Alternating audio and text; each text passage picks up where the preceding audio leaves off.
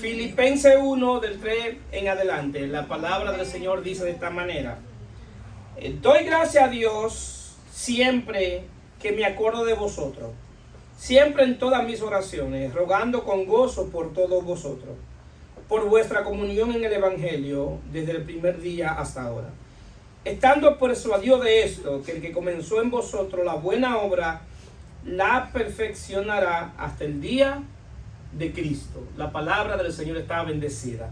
Amén. Vamos a estar predicando bajo el tema persuadido por la revelación de Cristo. Amén. Persuadido por la revelación de Cristo. Persuadido significa convencido, estar convencido de algo, estar seguro de algo. La pregunta que yo quisiera someter a consideración: ¿qué persuadió a Pablo? ¿Por qué Pablo estaba tan convencido de quién era Cristo?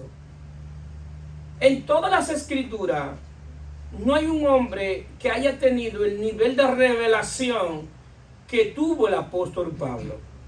Pero ¿a qué se debe ese nivel de revelación que tuvo el apóstol Pablo? Cuando hablamos de revelación en el contexto bíblico, revelación es quitar el velo, es apocalipto.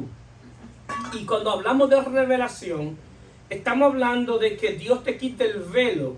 ¿Para qué? Para que le conozca. ¿Y por qué tiene que quitarnos ese velo? Porque después de la caída, el hombre tiene un velo. Y tiene un velo que no le permite conocer a Dios. Porque Adán salió de la presencia de Dios, de un Dios que le visitaba todos los días. Y cuando peca, Adán se esconde de Dios. Y Dios le pregunta: ¿dónde está?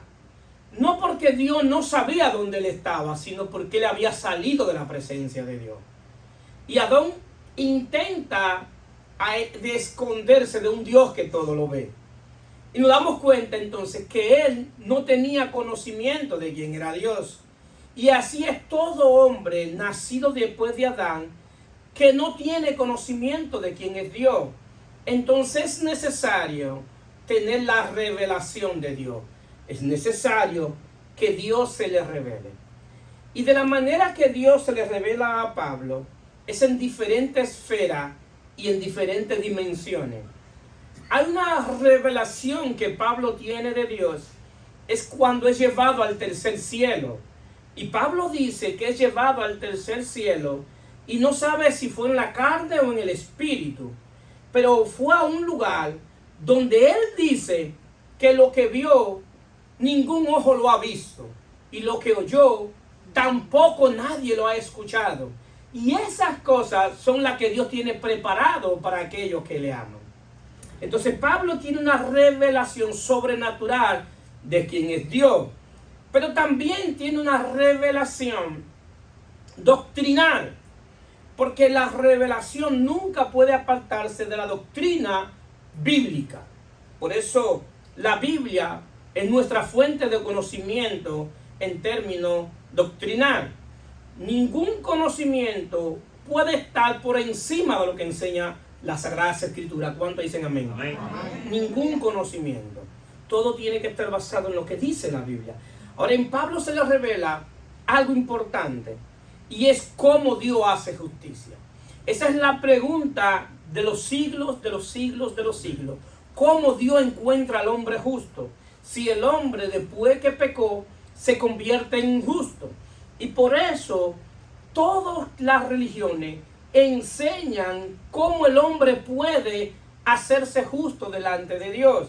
Y muchos le establecen reglas, le establecen normas, le establecen dogmas. De la manera que Dios te hace justo es de esta manera. Si tú haces esto, si te comportas de esta manera, si adoras de esta manera, si tú le demuestras a Dios que tú le amas, y muchas cosas se inventan. ¿Por qué? Porque el hombre quiere ser justificado y quiere responder esa pregunta: ¿cómo Dios hace al hombre justo? ¿Cómo lo encuentra justo? Y Pablo establece en Romanos 3:23 que de la manera que Dios hace justicia es por gracia, por medio de la fe en nuestro Señor y Salvador Jesucristo. Amén. De la única manera que el hombre es encontrado justo es cuando la gracia de Dios lo alcanza, que Él la activa por medio de creer en el unigénito Hijo de Dios. Es de la única manera. Entonces, Pablo tiene esos niveles de revelación y es lo que vamos a tratar de explicar de dónde viene la persuasión de Pablo en ese sentido. Ahora bien, la carta de Filipenses es también llamada la carta del gozo. Y es la carta que, esta carta dice 16 veces la palabra gozo. Lo que cualquiera lee esa carta y no entiende el contexto, va a entender que Pablo está gozoso porque está en Punta Cana. O está gozoso porque está en Dubái. O está gozoso porque está en Nueva York gozándose y está haciendo muchísimas cosas y está experimentando una experiencia extraordinaria y está gozoso porque tiene de todo alrededor. No. Pablo está preso. Pablo está preso y no en cualquier cárcel. Pablo está preso en Roma. Y se cree y se entiende que en el momento de la prisión, Pablo también estaba encadenado. Y se cree también que en la parte que pusieron a Pablo es la parte más baja de la cárcel por donde pasaban los desechos de Roma, la materia fecal de los romanos, en las alcantarillas. El mal olor llegaba a esa cárcel. Y Pablo dice en esa condición que está gozoso. Pablo está pasando una prueba. Y la pregunta es, ¿qué hace que Pablo esté con gozo?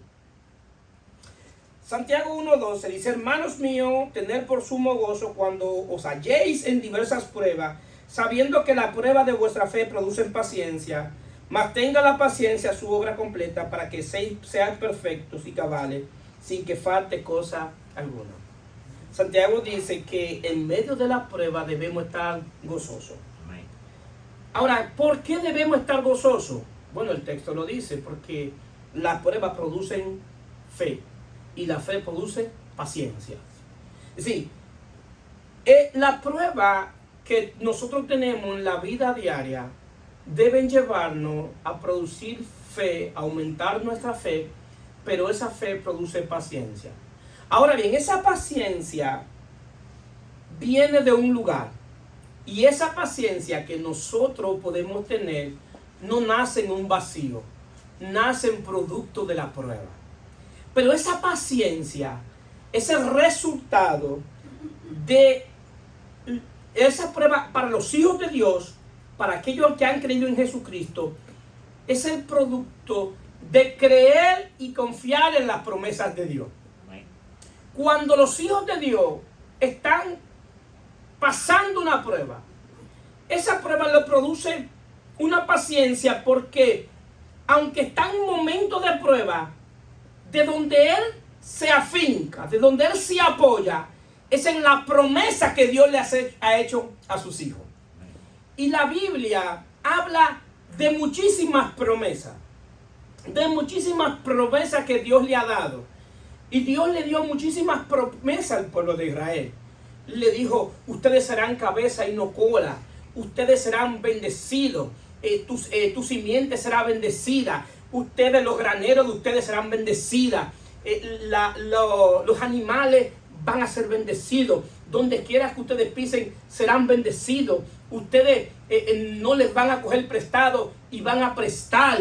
Ustedes, donde quiera que lleguen, van a estar bien. Porque yo soy su Dios. Y todas las promesas que yo le he dado, ustedes van a tener una tierra que fluye leche y miel. Y sus enemigos vendrán por un lado y por 7 lados huirán. Esa tierra, cuando ustedes la pisen, esos gigantes van a salir corriendo. Y muchísimas promesas que Dios le dio.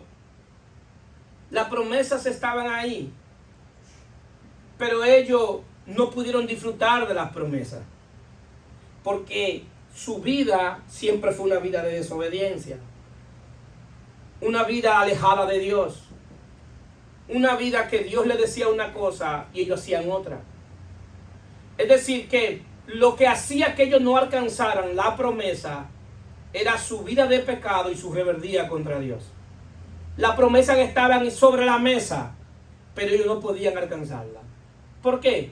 Porque había una condición de pecado que impedía que alcanzaran las promesas.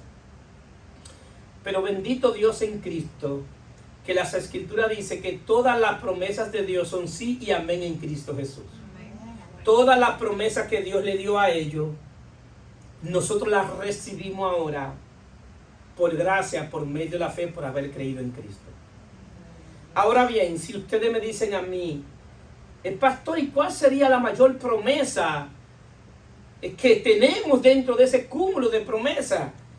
Que voy a tener un buen carro, que voy a tener una buena casa, que siempre que no te dé problema, que mis hijos todos irán bien, que todo fluirá a pedir de boca. ¿Esa es la promesa?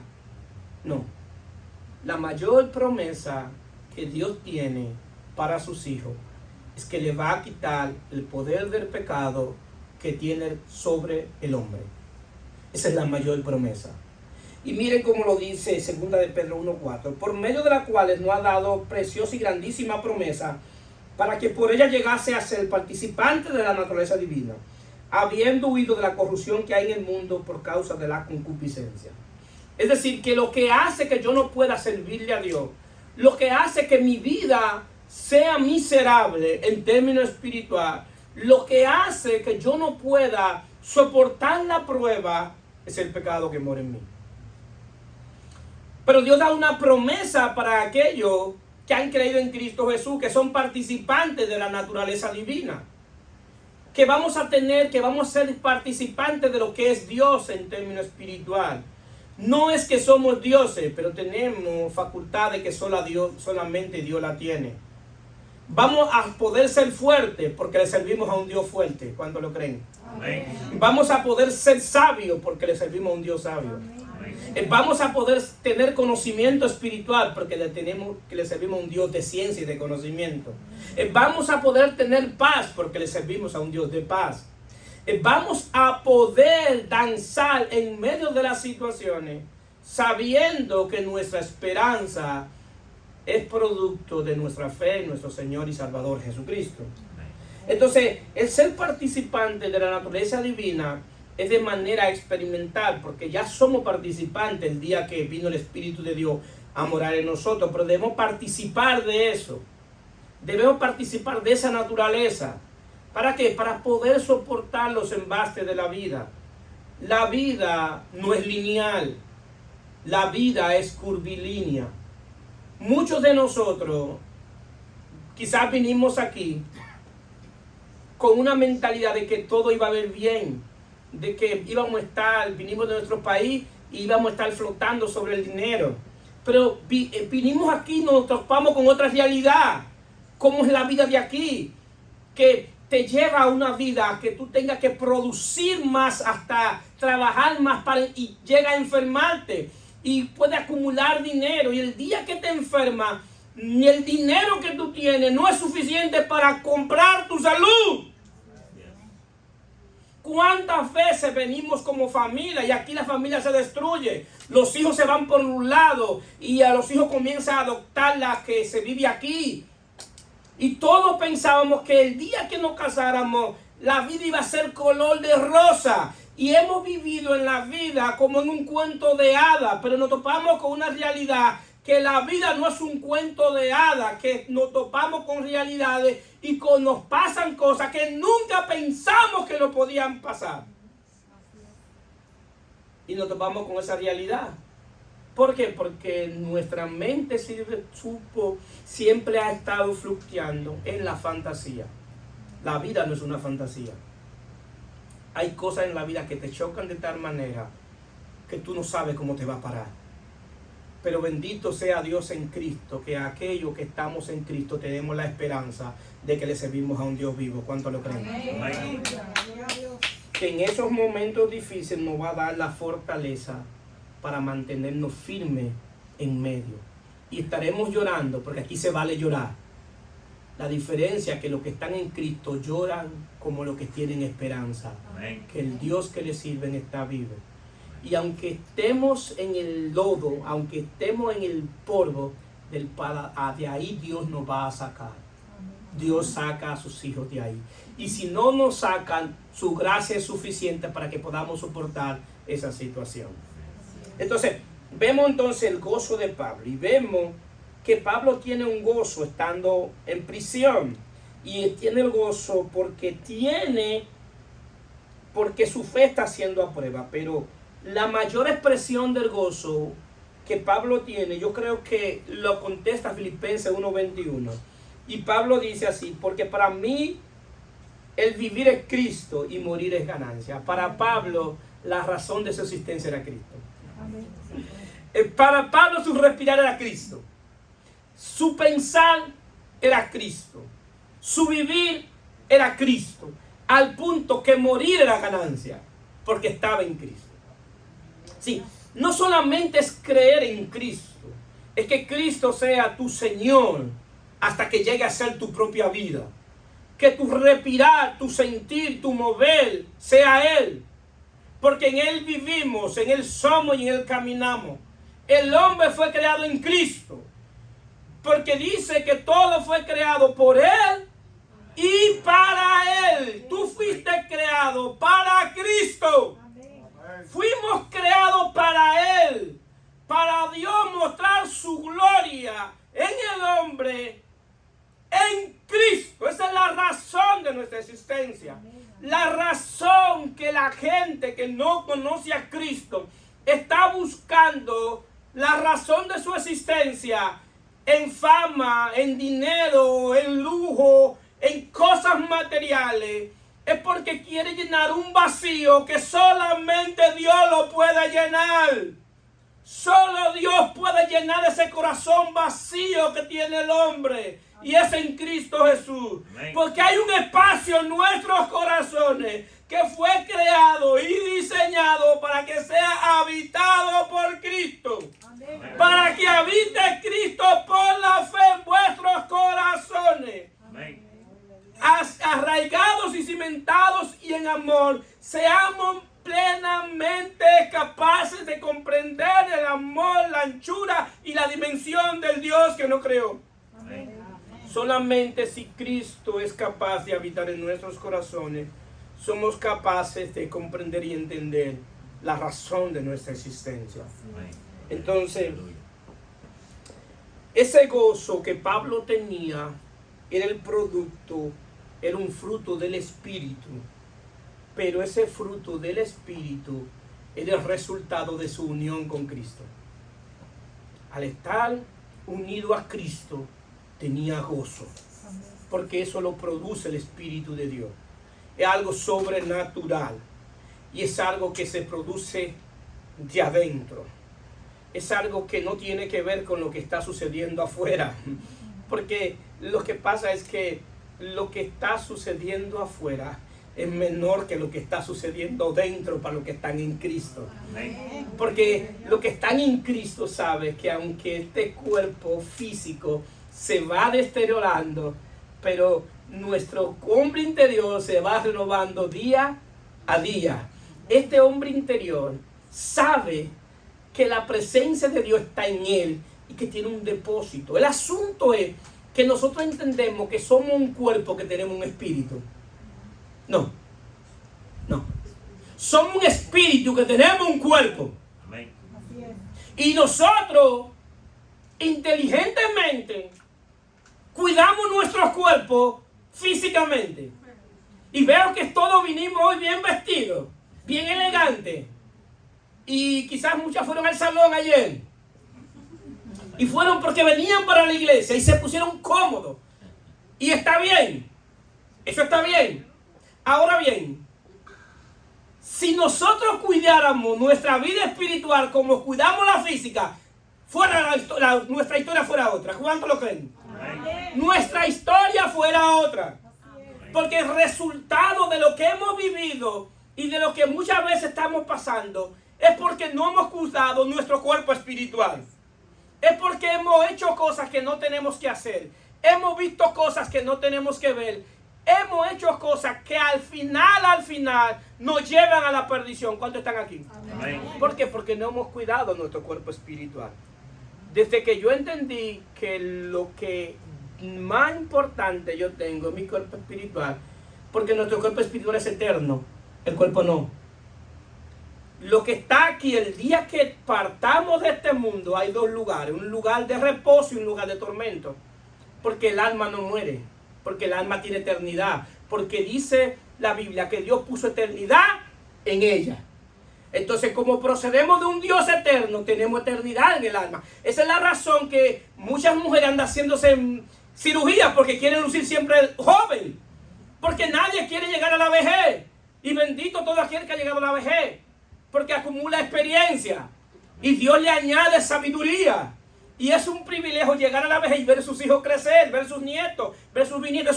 Es un privilegio de Dios. Y por eso debemos darle gracias a Dios que me permitiste llegar a la vejez. Amén. Amén. Entonces, ¿qué sucede? Entonces, nosotros debemos tener un incremento de esa vida, de la vida de Cristo, un incremento. Es decir, que la vida de Cristo llegue a tal punto que me consuma a mí mismo. Es decir, Pablo se propuso, y cuando yo entendí eso, también me he propuesto eso, que en el caminar de mi vida cristiana, Cristo me consuma completo, que no quede nada de mí. Aleluya. Porque Adán nos vendió al pecado, y lo único que hay en nosotros es corrupción en nuestra alma, en nuestra mente. Y eso debe ser consumido por Cristo. Y la manera que se consume es el día que hay un incremento de la vida de Cristo en mí. Amén. Así Amén. es. Así es. Entonces es necesario, como dice Juan el Bautista, es necesario que Él crezca y que yo Amén. mengue. Ese es el orden, que a medida que Él crece, yo mengo. No que yo mengue para que Él crezca, no, ese no es el orden. Es que Él crece y yo mengo. Porque el conocimiento de Él me hace menguar. Porque cuando nosotros nos topamos y estamos frente a Cristo, que es Dios, nos damos cuenta que Él fue tan grande, tan grande, tan grande que creó todo. Y fue tan humilde que vino a nacer en un pesebre. Entonces, si el creador de este mundo, el creador de todo, el dueño de la riqueza es tan humilde, ¿por qué yo tengo que ser tan orgulloso? ¿Por qué yo vivir tanto para la fama, para tener, para acumular? ¿Por qué yo vivir tanto para mí? Si el creador de este mundo vino a la tierra no a vivir para Él, sino para vivir para la gloria del Padre. ¿Cuánto lo creen? Entonces eso debe darme un ejemplo. Cristo debe enseñarme. Entonces el mensaje del Evangelio es ese. El mensaje del Evangelio produce gozo. Produce gozo porque el mensaje del Evangelio, lo voy a decir como, ya lo he dicho como más de 100 veces, pero como hay gente nueva lo voy a decir. El mensaje del Evangelio es de Dios acerca de su Hijo Jesucristo. Amén. Ese es el Evangelio. Cualquier cosa que se parezca y saquen a Cristo de la ecuación, o saquen la cruz, o saquen la resurrección, no es el Evangelio. Amén. El Evangelio es acerca de Él. Pero el Evangelio tiene algo que une a hombres y mujeres, que lo une como hermano. Y hay una comunión como hermano. Hay un gozo cuando tú te juntas con tus hermanos físicos, pero también hay un gozo espiritual cuando tú te juntas con los hermanos en la fe. El salmista lo dice así, Salmo 1:33. Mirad cuán bueno y cuán delicioso es habitar los hermanos juntos en armonía. Es decir, que cuando nosotros estamos en la iglesia, tiene que buscar cada uno una armonía con sus hermanos. Una armonía sana con sus hermanos, cantando himnos, alabanza, hablando, glorificando a Dios en todas nuestras acciones. Aún nuestros chistes deben glorificar a Dios. Aleluya. Nuestras conversaciones deben glorificar a Dios. Amén. Todo lo que nosotros hacemos deben glorificar a Dios. Todo. Nuestros pensamientos deben glorificar a Dios. Nuestra respuesta, mi hermano, deben glorificar a Dios. Mi mirada debe glorificar a Dios. Mi paciencia con mis hermanos deben glorificar a Dios. Todo debe glorificar a Dios. Porque el día que glorifiquemos a Dios con nuestras acciones, con relación a nuestros hermanos, entonces ahí estaremos en armonía. La armonía se pierde cuando nuestras acciones con relación a nuestros hermanos no glorifican a Dios. Se pierde la armonía. Entonces debemos glorificar a Dios. Ahora en Pablo también habla en el texto del primer día, habla del primer día y con relación a los filipenses, de que él siente gozo con los filipenses desde el primer día. Ahora el primer día de Pablo con la iglesia de Filipenses fue un día extraordinario, porque Pablo va a Filipos con una visión, y va a una visión porque él iba a una dirección y Dios le cambió el plan a Pablo. Y Hechos 16 nos dice: y le mostró a Pablo una visión de noche, un varón macedonio estaba en pie rogándole y diciendo: pasa a Macedonia y ayúdanos. Cuando vio la visión, enseguida procuramos partir para Macedonia, dando por cierto que Dios nos llamaba para que le anunciara el evangelio. Filipo es la primera ciudad, es la ciudad principal de Macedonia. Entonces Pablo iba en una dirección, pero entonces Dios le da una visión para que él pase a Macedonia a predicar el evangelio. Y Pablo escucha la voz de Dios. Pablo escucha la voz de Dios y esa voz lo persuade y lo direcciona. El asunto es que nosotros debemos cada día más aprender a escuchar la voz de Dios para que nos persuada, para que nos dirija. ¿Qué Dios está poniendo en mi corazón? Y muchas veces lo que Dios está poniendo en mi corazón es en forma de deseo.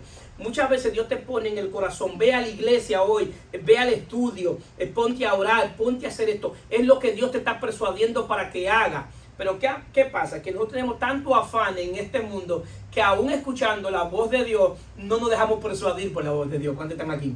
Amén.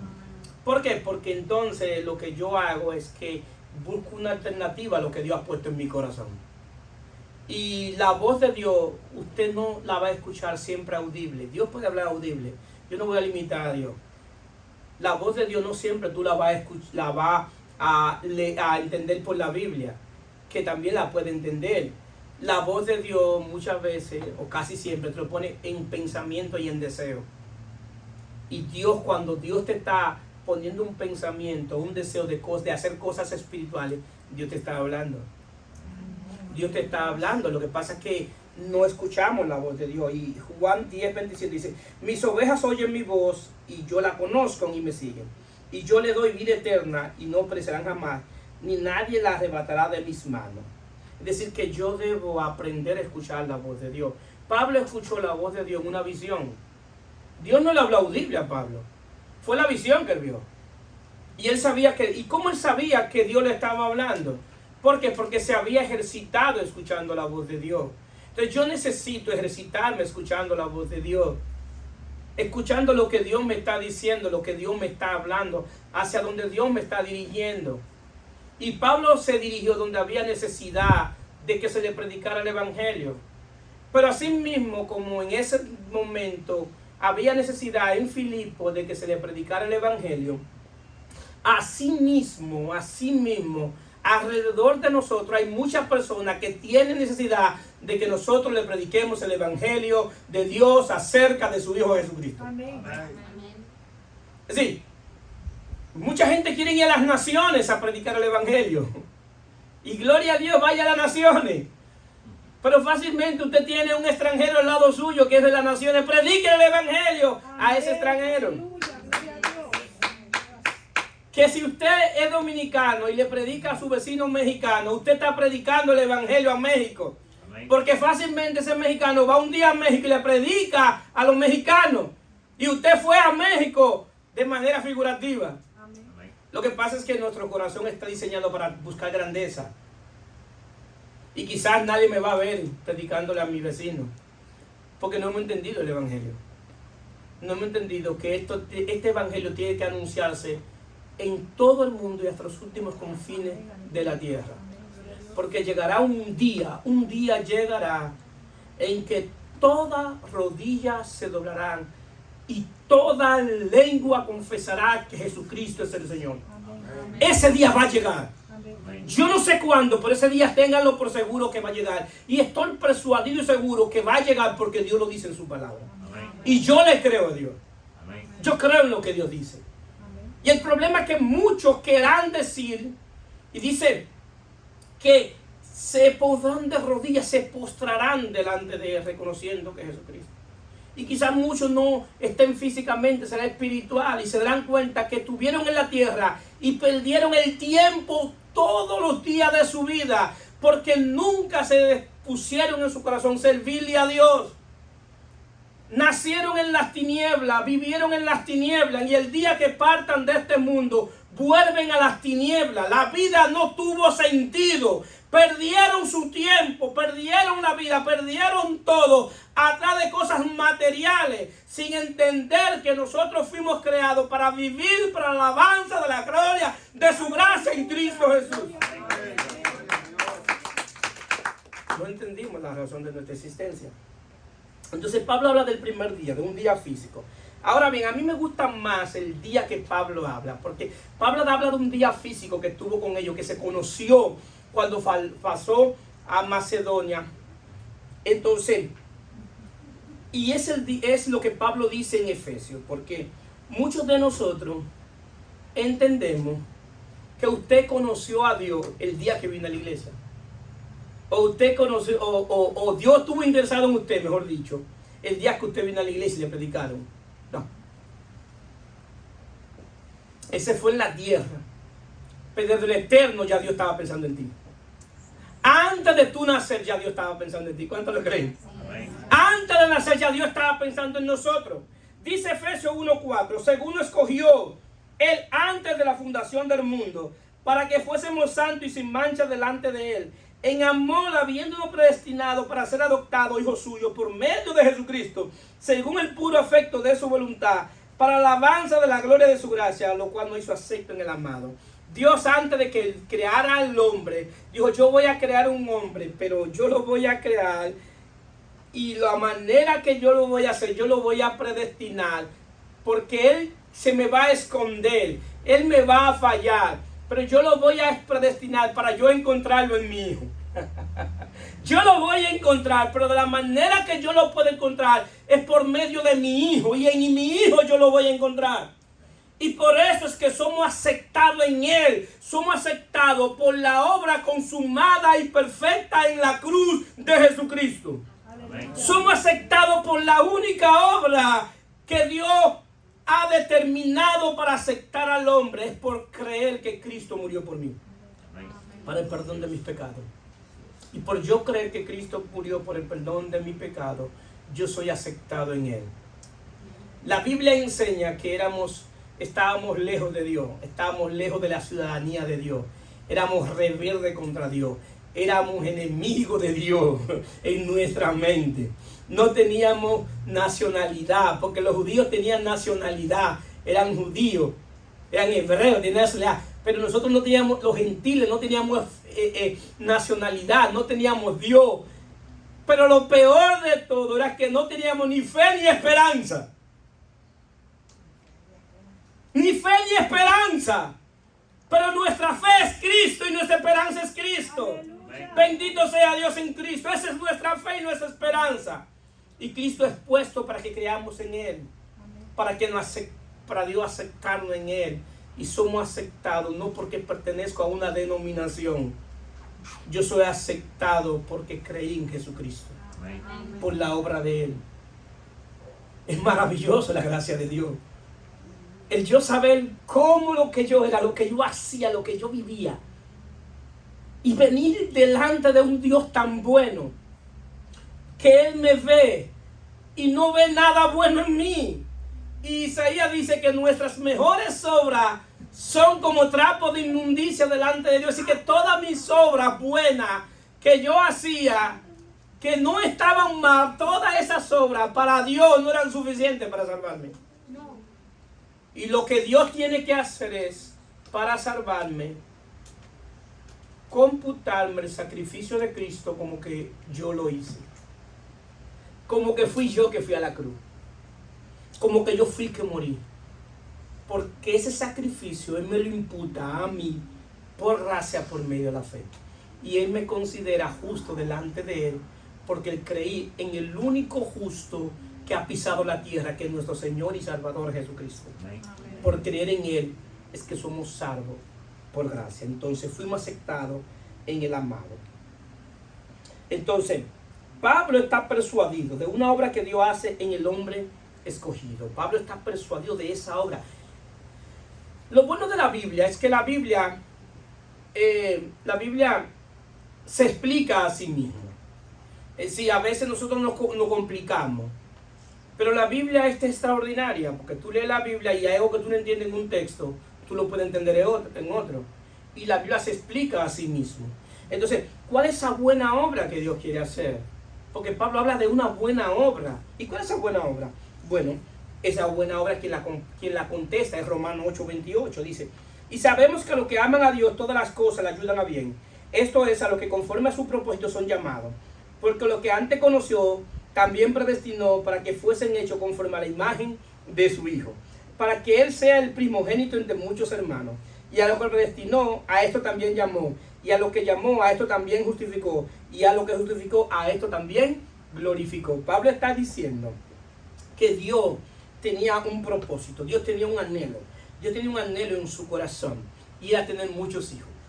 Ahora, Dios quería tener muchos hijos, pero Dios solamente tenía un solo hijo, Jesucristo. Pero Dios quería tener muchos hijos con el modelo de su único hijo. El modelo de obediencia y de amor y de devoción a un padre es en lo que mostró Jesús. Entonces Dios dice, yo quiero tener muchos hijos, pero yo tengo un orden. Y el orden que yo tengo es este. Y en este orden es que yo quiero que todos los hijos encajen.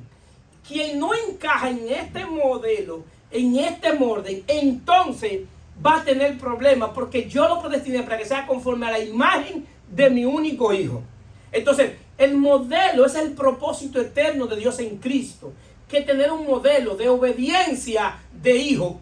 Jesús se mostró que era obediente a su Padre, pero era obediente a su Padre no porque su Padre lo cohesionaba. Era obediente a su Padre porque él sabía que su Padre lo había amado desde antes de la fundación del mundo. Amén, gloria a Dios.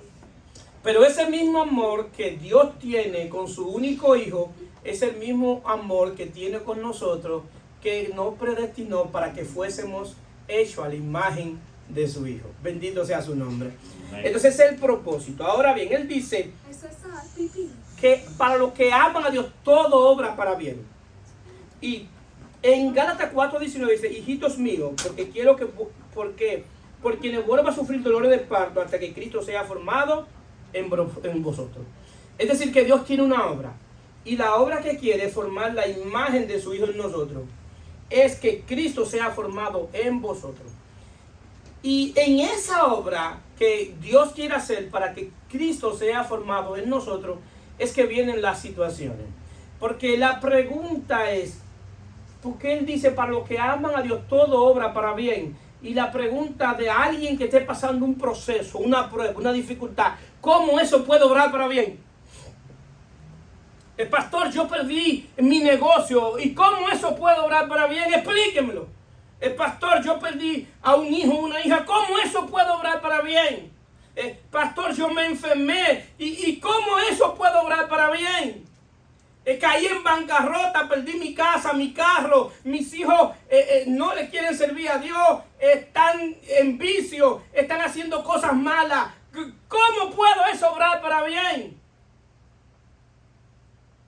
Sí puede obrar para bien si tú comienzas a entenderlo de manera espiritual. Si tú comienzas a entender que el único que te puede dar respuesta y refugio y paz y reposo en medio de ese proceso es nuestro Señor y Salvador Jesucristo. Amén. Si tú comienzas y dices, este proceso que yo estoy viviendo es lo que me va a direccionar a que yo lleve toda mi ansiedad sobre Él, y yo voy a llevar toda mi ansiedad, toda mi carga sobre Él, porque Él dice, vengan a mí todos los que estén cargados y cansados, que yo lo haré descansar. Y ese proceso que yo estoy viviendo, que yo creo que va a acabar conmigo, es lo que va a hacer que yo me acerque a Dios. Yes, porque humanamente yo voy a saber y entender que yo no puedo soportar el proceso, que este proceso me va a llevar a un psiquiatra, pero de la manera que yo no voy a un psiquiatra es si voy a los pies de Cristo. Amén. Aleluya. Gloria a Dios. La manera estar loco ni loca por lo que estoy viviendo, por lo que me sucedió. Si yo deposito mi confianza y veo a Cristo como el ancla de mi alma, que sea el que ancle mi alma, porque mi alma quiere salir de mí, quiere salir de aquí. Mi alma está tan terrible que no me permite dormir, que tengo que buscar pastillas para dormir porque tengo tantas situaciones que no puedo dormir, no tengo paz, no tengo descanso, no puedo pensar, no puedo hacer nada por este proceso. Pero cuando yo vengo y digo, este proceso lo que va a hacer es que yo ponga mi confianza en Dios. Amén. Aleluya. Y ahí es que, como dice la palabra, como le dijo Dios a Pablo, cuando Pablo le habló, que tenía un aguijón que lo visitaba y la abofeteaba, y él le rogó 3 veces al Señor que le quite el aguijón, y el Señor le dijo, no te lo voy a quitar, te voy a dejar el aguijón, bástate con mi gracia, porque mi gracia se perfecciona en tu debilidad. Amén. Cuando tú eres débil es que tú me haces fuerte a mí en ti. Aleluya. En tu debilidad es que yo te puedo mostrar mi fortaleza. Amén. Y yo te voy a transferir mi fortaleza para que tú puedas soportar la debilidad que tú estás viviendo. Porque de la única manera que tú vas a soportar lo que tú estás viviendo es si me hace a mí tu fortaleza. Si me hace a mí tu fortaleza, no te voy a quitar el proceso, no te voy a quitar la prueba, pero va a avanzar, va a glorificar a Dios en medio de la prueba. Y va a llegar un momento que le va a dar gracias a Dios por la prueba. Y va a decir, gracias por lo que me diste, gracias por lo que estoy pasando. Porque lo que me diste y lo que estoy pasando es lo que me ha enseñado el Dios tan grande que yo le sirvo. Bendito sea su nombre. Eso es lo que va a hacer que yo diga, yo le sirvo a un Dios grande. Yo le sirvo a un Dios grande. La estrategia del enemigo es hacernos creer que Él es grande y que Dios es pequeño. Pero cuando yo entiendo y sé que el Dios que yo le sirvo es más grande que el enemigo que tengo que me ataca, yo soy capaz de decirle, estate tranquilo que mi Dios es más grande que tú. Mi Dios es más grande que tú y tú no me vas a engañar haciéndome creer que tú eres grande y que Dios es pequeño. Mi Dios es grande. Es tan grande, tan grande, tan grande que dice la Biblia que el universo, el cielo cuenta la plenitud de su gloria. Así es. La plenitud de su gloria no cabe en el cielo. No cabe de tan grande que es. Pero es tan grande, tan grande, tan grande que el cielo es el estrado de su trono. Su trono está en el cielo. Pero es tan humilde, tan humilde, tan humilde que es capaz de venir a vivir en simples pecadores como nosotros. ¿Cuánto lo creen? Amén. Ese es el Dios que nosotros le servimos. Entonces Pablo tiene una experiencia con ese Dios. Entonces, todo lo que vivamos tiene que llevarnos a vivir una experiencia espiritual.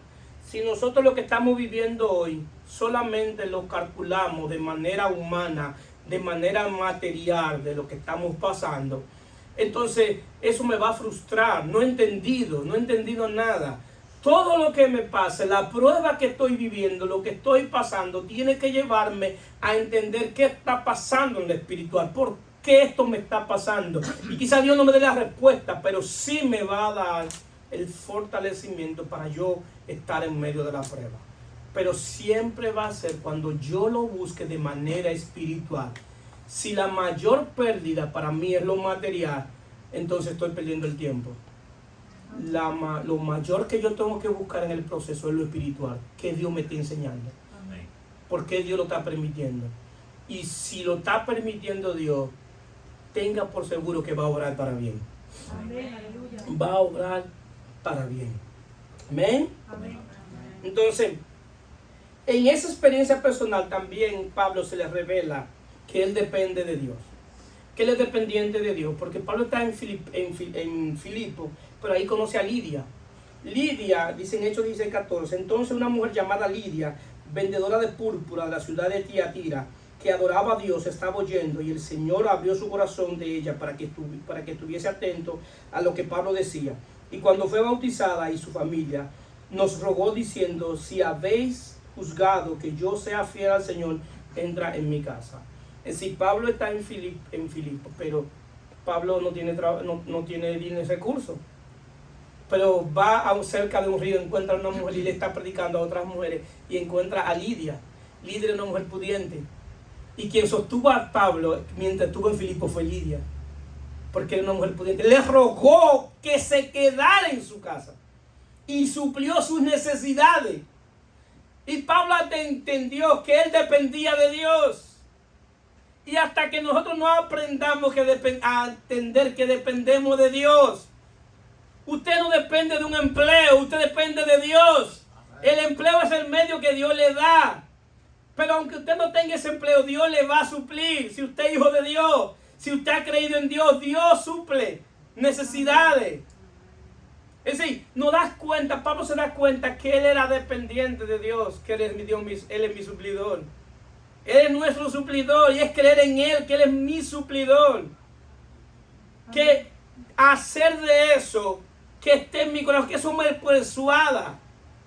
Lo que pasa es que estamos tan ocupados, tan estresados en cosas materiales, en cosas que se perece con el uso, que no le damos importancia a lo que es eterno.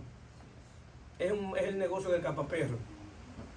Que el capaperro cobraba $4 para capar un perro, pero él cobraba $3 para capar un perro, pero buscaba 3 personas para que le agarrara una pata y le pagaba $1 a cada uno. Él salía pidiendo $1. Entonces de ahí viene el negocio del capaperro. Entonces muchas veces nosotros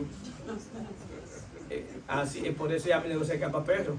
Él le cobraba $3 para capar un perro, pero entonces buscaba 4 personas, cada uno agarrarme una pata y le daba $1 a cada uno. Entonces él salía perdiendo $1.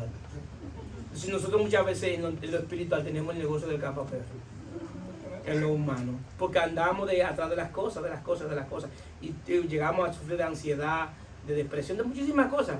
¿Por qué? Porque andamos atrás de eso. Entonces, ahora bien, Pablo entonces estamos hablando de que ahí se la conoce a Lidia, que es quien le suple sus necesidades. Ahora bien, Pablo tiene una revelación especial, que es el que establece la revelación de Cristo en el Espíritu. Cristo se le reveló en el Espíritu a Pablo. Gálatas 1:15 dice: pero cuando agradó a Dios, que me apartó desde el vientre de mi madre y me llamó por su gracia, revelar a su Hijo en mí, para que yo predicase entre los gentiles, no consulté enseguida con carne y sangre. La revelación que Pablo tiene es una revelación de Cristo en el Espíritu. Si Cristo se le reveló en términos espirituales. Y esa es la revelación que todos nosotros deberíamos anhelar y desear. Mucha gente conoce a Jesús desde el punto de vista humano, desde la encarnación, que es Dios. Pero sabemos los textos, sabemos lo que dice, lo que hizo. Y gloria a Dios, porque todo eso es verdad. Pero hay una revelación por encima más grande que esa física, que es la espiritual. Porque la gente lo veía a Jesús de una manera física, de manera humana. Hasta llegaron a decir que era judío.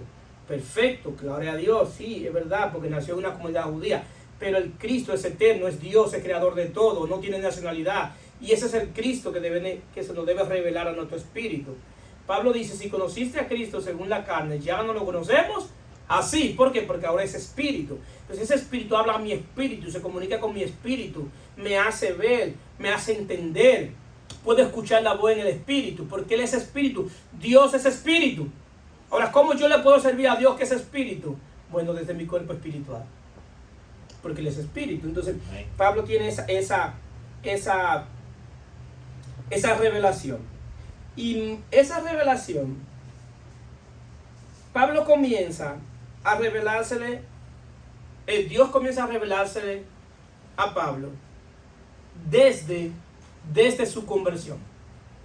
Pablo era un hombre que le servía la ley y iba camino a Damasco a buscar cristianos. Y camino a Damasco tiene un encuentro con el Señor. Y el Señor le dice: Saulo, Saulo, ¿por qué me persigue? Grande cosa es dar cosas contra la yo. Pero Pablo dice: ¿quién eres tú, Señor? Yo soy Jesús a quien tú persigues. Pablo era perseguidor de los cristianos. Se cree que el destello de luz hizo que Pablo quedara ciego. Y también se cree que la enfermedad de Pablo, de que tenía problemas en la vista, es producto de eso. Eso es lo que se cree en los estudios bíblicos. Y Pablo queda ciego. En ese momento Dios se le estaba revelando a Pablo, aún dándole esa ceguera. ¿Por qué? Porque Pablo era un hombre que dependía de la ley. Y la ley dice que el que haga esto vivirá por ello. Y Pablo, siendo dependiente de la ley, sirviéndole a la religión judía, tuvo Dios que las personas que andaban con él tuvieron que agarrarlo y guiarlo porque estaba ciego. Ahí Pablo entendió que en su caminar de la vida tenía que depender de otro. Entendió que tenía que depender de la gracia de Dios. Y Pablo comienza desde el primer momento a entender la dependencia de la gracia de Dios.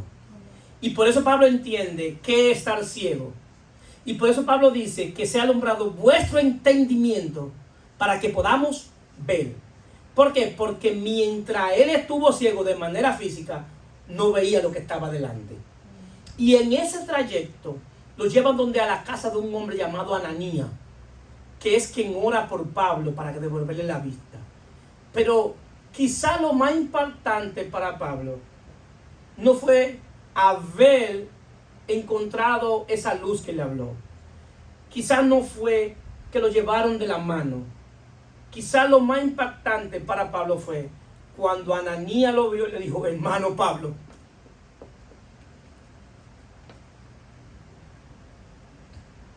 a un hombre que si él lo hubiese encontrado 5 horas antes, lo mata. Si él encuentra a Ananías en el camino 5 horas antes, lo lleva preso a Jerusalén. Y Ananías sabía quién era Pablo, porque le dice al Señor: ¿cómo yo voy a orar por tu Señor si el Señor anda matando a los cristianos? Órale, no te preocupes. No, ora por él, no te preocupes. Ananías: pero Señor, ¿cómo tú me vas a mandar a orar por este hombre? Ora por él. Y quizá lo más impactante que dio en el corazón de Pablo fue cuando le dijo: hermano Pablo. Wow.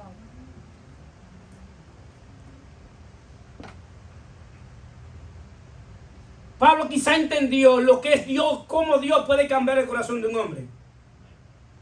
Cómo Ananías le llamó hermano a quien él estaba persiguiendo. Y oró por Pablo. Por eso Pablo tiene ese nivel de revelación de Dios. Porque la experiencia de la vida misma le llevó a entender quién era Dios. Amén. El asunto que eso no se queda ahí, el asunto que la experiencia que nosotros hemos vivido debe hacernos entender quién es Dios. Porque si cada uno de los que están aquí, sentados ahí, están sentados, ha sido por la gracia de Dios. Amén. Ha sido porque Dios ha tenido cuidado de nosotros. Ha sido porque Dios nos ha guardado y nos ha cuidado. Ha sido por eso. Porque la vida que nosotros vivimos y lo que hicimos es para no estar aquí. ¿Sí o no? Es para no estar aquí. Es para haber perecido en un accidente, o de una enfermedad, o en un lío, en un problema.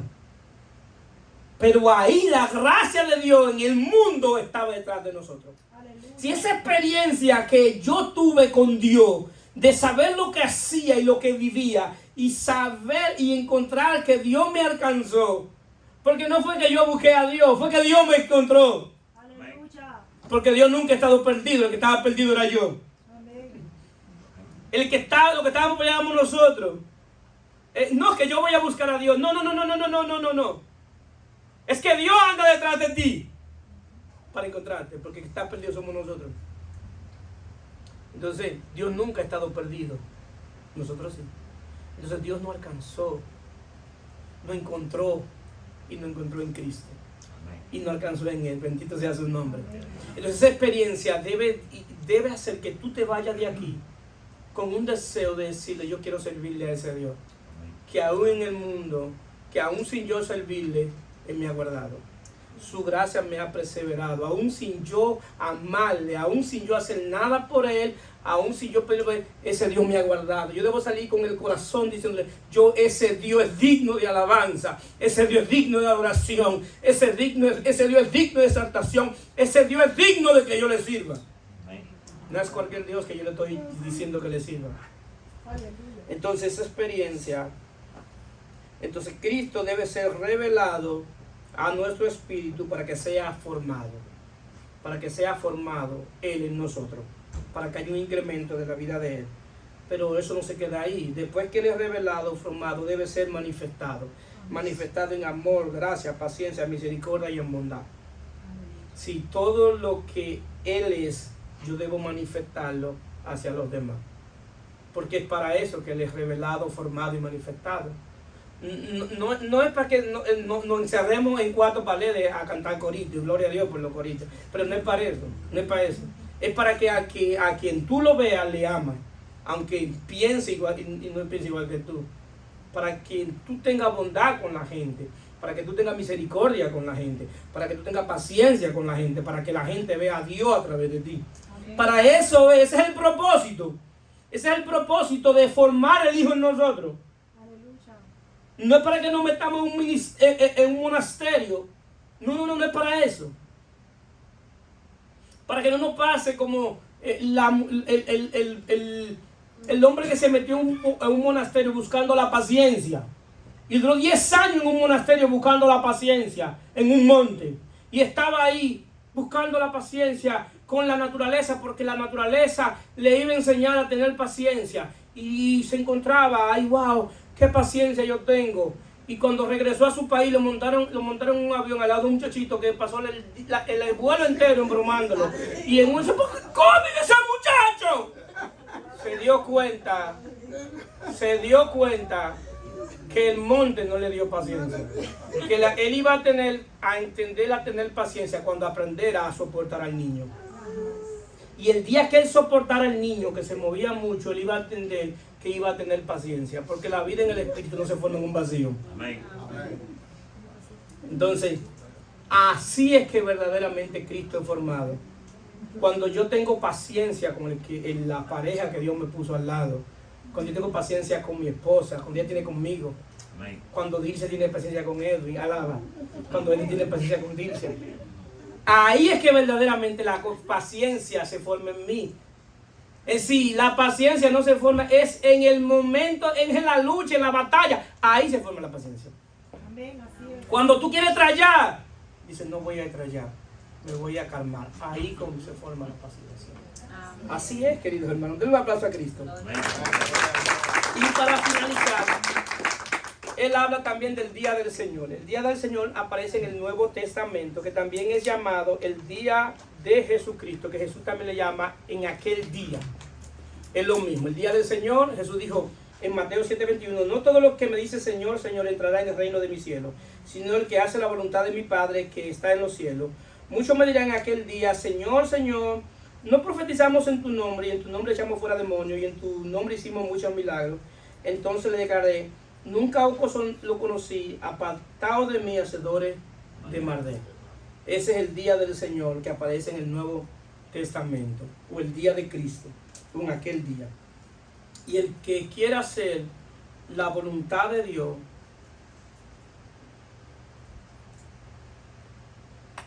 ¿cuánto quieren hoy que yo le diga cuál es la voluntad de Dios? ¿Tú quieres saber la voluntad de Dios? ¿Sí? Para ti. Que te parezca a su Hijo. Amén. ¿Tú quieres conocer la voluntad de Dios? Sí. Que te parezca a su Hijo. Amén. La voluntad de Dios para su vida es que se parezca a su Hijo. Amén. Que usted se parezca a su Hijo. Amén. Que usted se parezca a su Hijo. Que usted se parezca a su Hijo. Que usted se parezca a su Hijo. Que todos nos parezcamos a su Hijo. Amén. Esa es la voluntad de Dios.